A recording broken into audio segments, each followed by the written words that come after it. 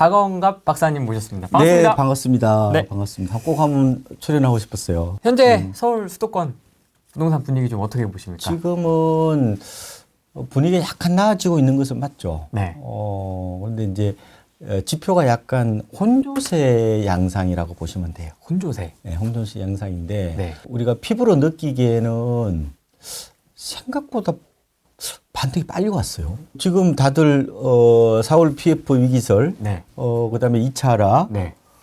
서울의 매물이 뭐 8만 2천 건, 3천 건 거기에만 지금 함몰돼 있죠. 맞습니다.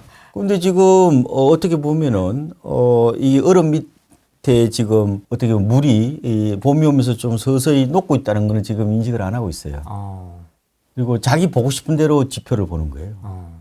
매물이 지금 이렇게 쌓여 있는데요, 박사님. 8만 건? 매물 하나만 가지고 부동산 시장을 보시면 안 돼요. 여러 지표를 종합적으로 보는 균형 감각이 중요한 거지. 네. 확정 편향에 빠지시면 안 돼요. 일단은 여러 지표 중에서 좀 더 객관적인 지표, 그걸 저는 KB 걸 좀 말씀을 올리고 싶어요. 예, KB 거. 자, KB가 이제 보면은 중개업소 사장님을 대상으로 이제 조사를 하는 게 있어요. 그게 매매 가격 전망 지수가 있습니다. 네, 네. 이게 이제 100을 기준으로 따진다는 거 아시죠?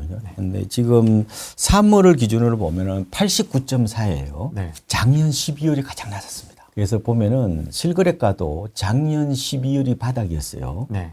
근데 바닥이라고 해서 갑자기 확 이렇게 치고 가는 건 알 수 있어요. 바닥은 여러 가지 형태가 있다고 볼 수 있는데, 예. 저는 그 지금 바닥을 다지는 장세라고 저는 보고 있어요.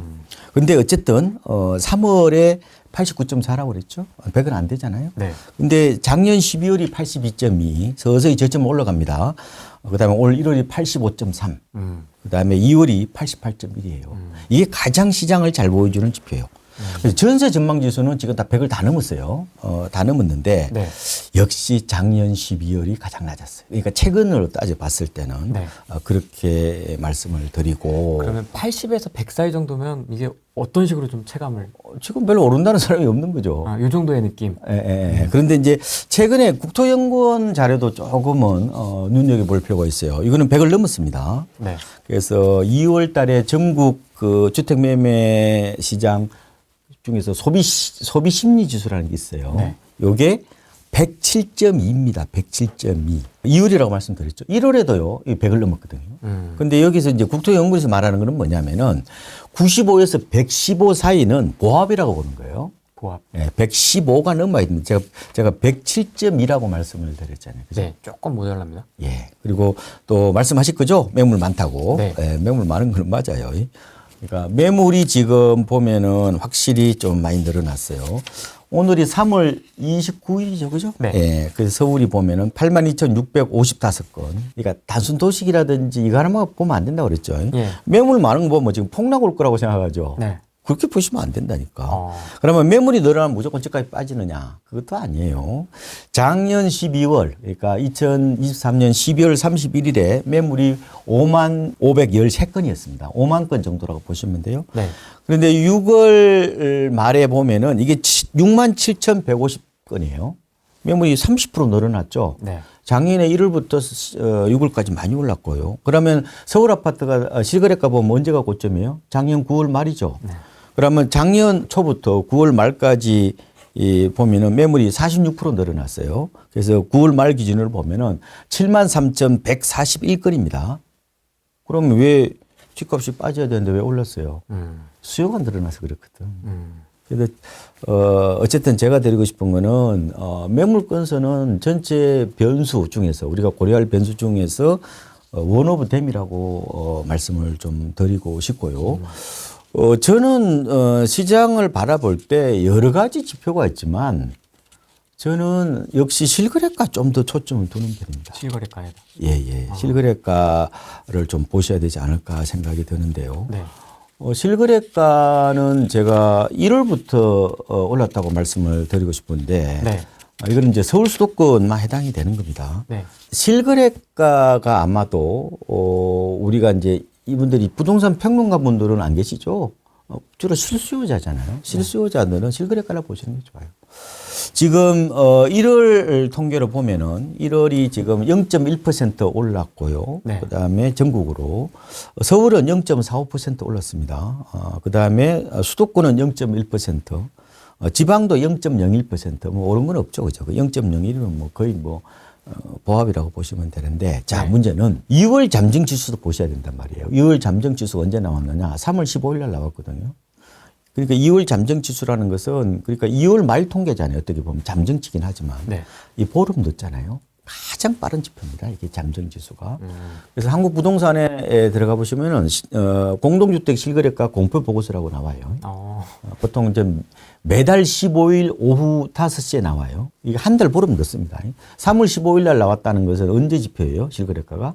1월 말이죠. 1월 말. 1월 말. 근데 이제 잠정 지수는 이거보다 한 달 좀 더 빠른 거죠. 그러니까 2월 말 이제 통계가 잠정적으로 나온다. 근데 이게 약간 0.01 이러면은 방향을 확 틀어버려요. 2월이 전국이 0.08% 올랐단 말이에요. 그러니까 0.08이면은 야리까리해요.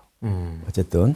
근데 서울은 지금 0.3입니다. 그럼 방향성을 크게 못 틀어요. 플러스로 나올 가능성이 높다고 보고요. 네. 수도권은 0.08이에요. 이것도 방향성을 좀 틀 수 있어요. 네. 오히려 마이너스도 될 수 있습니다. 네. 지방은 마이너스 0.17이에요. 그러면 지방은 이것만 본다면은 좀 더 빠질 수 있다 이렇게 보시면 되고, 서울은 아마 플러스가 나올 가능성이 높다 이렇게 보시면 되죠.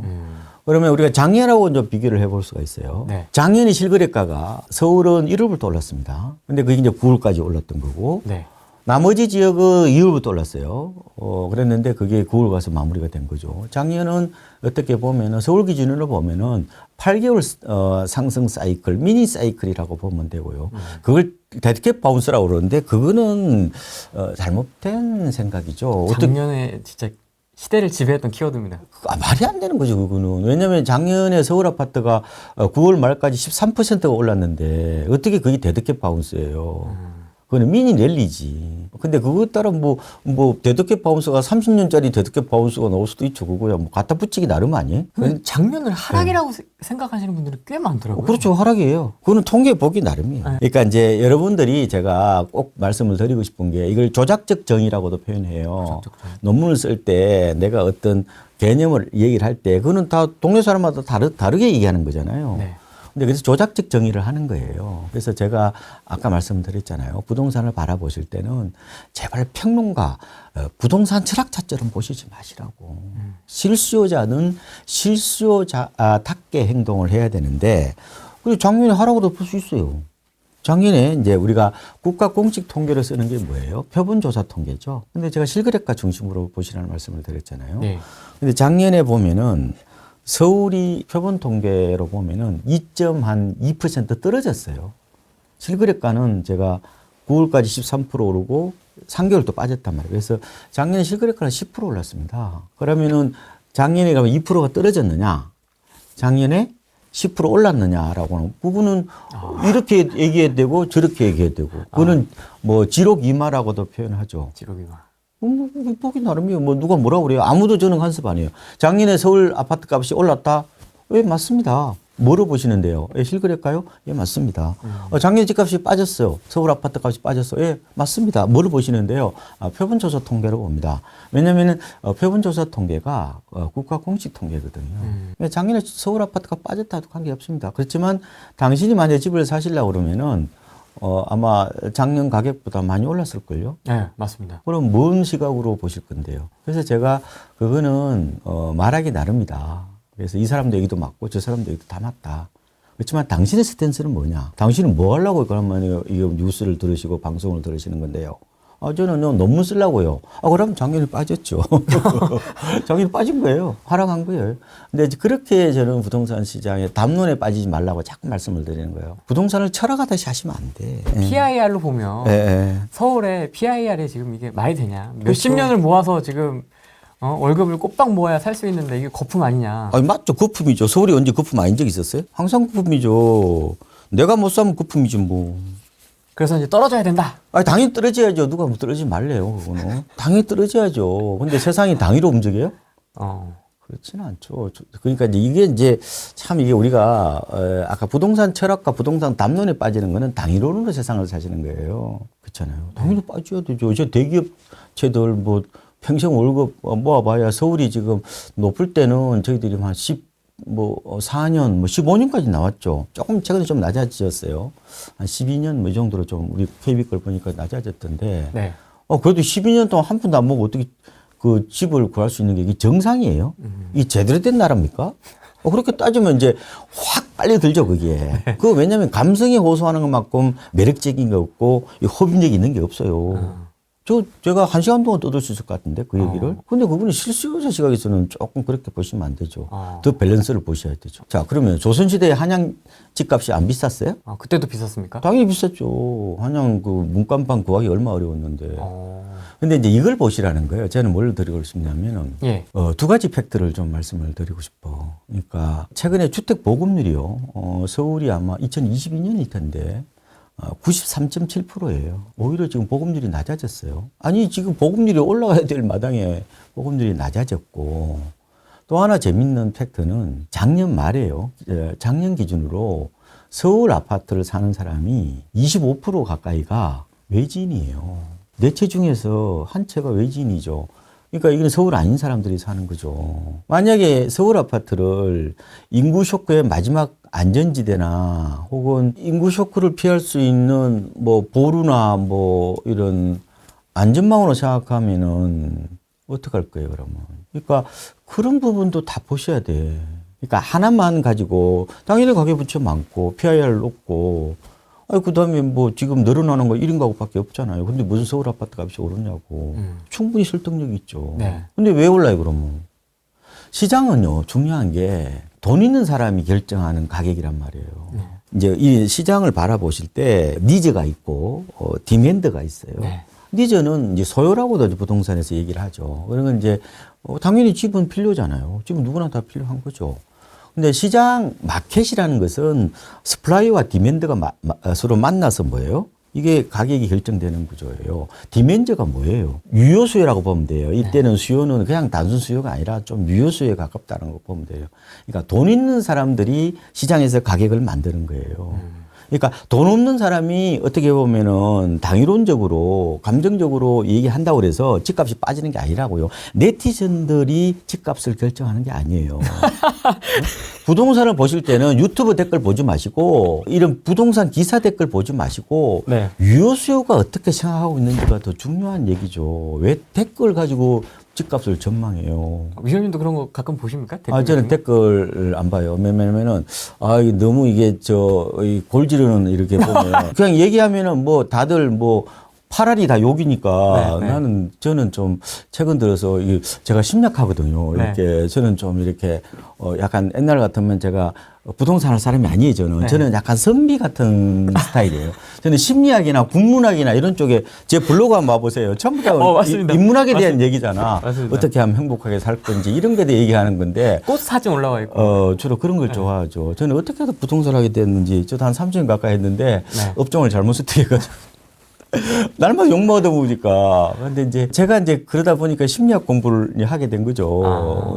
이제 오레인 TV 대표님도 부동산 심리 수업 아까 보니 갖고 계시던데. 그런 거예요. 그러니까 대부분 사람들이 자기 보고 싶은 대로 보려고 그러는 거예요. 그러니까 자기하고 생각이 다른 거에 대해서 굉장히 어떻게 보면은 거부감을 갖고 쟤는 때려 죽여야 돼 이런 식으로 이게 일종의 지금은요 균형과 객관과 어떤 이성 시대라기보다는 지금은 프레임 시대고 팬덤 시대예요. 그러니까 특히 유튜브가 이제 그런 알고리즘에 의해서 더 이제 그런 편향적 생각을 더 심화시키고 그런 거죠. 유튜브 보세요. 유튜브 지금 서울 아파트 값이 1월에 올랐잖아요. 어쨌든 실거래가 가장 중요한 거예요. 저희들 통계가 아니라 국가 공식 통계인 지금 부동산 온 거잖아요. 어쨌든 올랐잖아요. 어쨌든 거래가 찍혔잖아요. 올랐잖아요. 근데 1월 달에 유튜브에 있는 나와 있는 그 제목들 보세요. 다 4월 이깃을 얘기했죠. 네. 그렇잖아요. 네. 그 다음에 가계부채만 와서 이제 끝장났다. PF. 다 그 얘기잖아요. 네. 애도 안 놓는다. 출산율. 인구 소멸 시대에 무슨 집값이 오르느냐. 다 그런 어떻게 보면은 극단적인 어떻게 공포론에 어떻게 보면은 지배당하고 있을 동안에 시장은 어떻게 됐어요? 시장 가격이 올랐잖아요. 그래서 제가 부동산을 바라볼 때는 혹시나 너무 폐쇄적으로 세상을 바라보는 게 아닌가. 네. 어떤 특정인의 생각에 너무 내가 경도돼 있는 게 아닌가. 너무 세상을 도덕적으로 바라보는 게 아닌가. 너무 윤리적으로 보는 게 아닌가. 어떻게 보면 시장이라는 것은 머니 게임인데 우리가 당연히 저도 그런 야멸차고 돈만 따지는 그 시장이 싫죠. 인문학적이지 않잖아요. 근데 시장 가격은 그렇게 결정하는 건 아니죠. 항상 내 감정과 내 시각과 시장에 있는 어떤 그런 공통분모 있잖아요. 네. 그거하고는 적절하게 좀 거리를 둬야 되고 어떻게 하면 내가 밸런스를 갖출까 노력을 하는 게 어떻게 보면 이 시대의 가장 중요한 덕목이다. 그럼 어떻게 이렇게 좀 균형 감각을 좀 이렇게 네. 균형 있는 시각을 어떻게 좀 유지? 여러 지표를 같이 보시는 게 좋아요. 그 다음에 더 중요한 거는 저는 장바닥 시세라고 말씀을 올리는데 조금은 중개업소 사장님들이 그래도 조금 정확해요. 왜냐하면 이게 장바닥에 있으시는 분들이잖아요. 그래서 그런 분들 한 사람도 얘기 듣지 말고 여러 사람들 한 10명 정도 사장님들 전화해 보시고 그분들 얘기를 뭐 100%다 들으라는 게 아니라 내가 판단하는 지표 중에서 한 절반 정도는 현장 얘기를 좀 듣는 게 낫죠. 왜냐? 사람들은요, 대체적으로 자기 경험과 자기의 어떤 그런 인지 혹은 지식의 노예가 대부분이 됩니다. 대부분이 마인드들이 오프라인 마인드예요. 오프라인 마인드가 뭐죠? 이거 뭐 옛날에 그 뭐 부동산 뭐 잡지나 인터넷 시절에 어떻게 보면은 그때 어떤 형성된 하나의 부동산 시장의 흐름이나 패턴을 보고 지금도 이게 재단하려고 그러는 거죠. 그 과거의 공식을 답습하려는. 그게 이제 도식에 빠지는 거예요.